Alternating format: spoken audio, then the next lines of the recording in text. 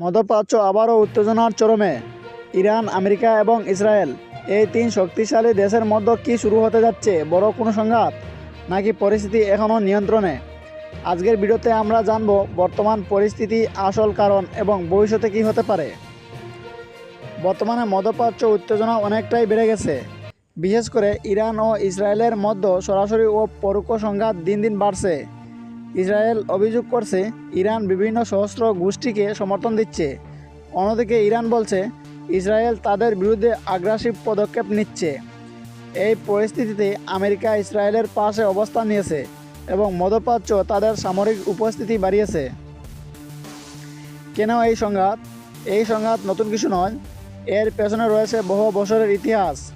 প্রথম কারণ, ইরানের পারমাণবিক কর্মসূচি। ইসরায়েলের মনে করে ইরান যদি পারমাণবিক অস্ত্র তৈরি করে তাহলে তা তাদের জন্য বড় হুমকি। দ্বিতীয় কারণ, প্রক্সি যুদ্ধ। ইরান বিভিন্ন গোষ্ঠীকে সমর্থন দেয় বলে অভিযোগ রয়েছে, যা ইসরায়েলের জন্য ঝুঁকিপূর্ণ। তৃতীয় কারণ, রাজনৈতিক ও ধর্মীয় দ্বন্দ্ব। এই অঞ্চলের ক্ষমতার ভারসাম্য নিয়েও রয়েছে বড় ধরনের প্রতিযোগিতা। সাম্প্রতিক ঘটনাবলী। সাম্প্রতিক সময়ে কয়েকটি বড় ঘটনা পরিস্থিতিকে আরও জটিল করে তুলছে। বিভিন্ন স্থানে ক্ষেপণাস্ত্র হামলা, ড্রোন আক্রমণ এবং পাল্টা হামলা দেখা গেছে। ইসরায়েল তাদের প্রতিরক্ষা ব্যবস্থা আয়রন ড্রোন ব্যবহার করে অনেক হামলা প্রতিহত করছে। অন্যদিকে ইরান সরাসরি জড়িত থাকার কথা অস্বীকার করলেও উত্তেজনা কমছে না। বিশ্বের রাজনৈতিক প্রভাব।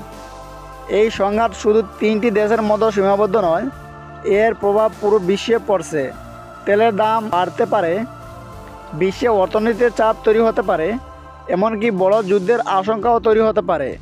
জাতিসংঘ সহ বিভিন্ন আন্তর্জাতিক সংস্থা পরিস্থিতি শান্ত করার চেষ্টা করছে। ভবিষ্যতে কী হতে পারে? বিশ্লেষকদের মতে সামনের তিনটি সম্ভাবনা রয়েছে, যেমন সংঘাত আরও বাড়তে পারে, নিয়ন্ত্রণ উত্তেজনা চলতে পারে, কূটনৈতিক আলোচনার মাধ্যমে সমাধানও হতে পারে। তবে যে কোনো সময় পরিস্থিতি বদলে যেতে পারে, এটাই বাস্তবতা। এই ছিল ইরান, আমেরিকা ও ইসরায়েলের বর্তমান পরিস্থিতি বিস্তারিত বিশ্লেষণ। আপনার কি মনে হয় এই সংঘাত কি বড় যুদ্ধে রূপ নেবে? কমেন্টে জানান। ভিডিও ভালো লাগলে লাইক দিন, Flash 10 24 চ্যানেলটি সাবস্ক্রাইব করুন। ধন্যবাদ সবাইকে।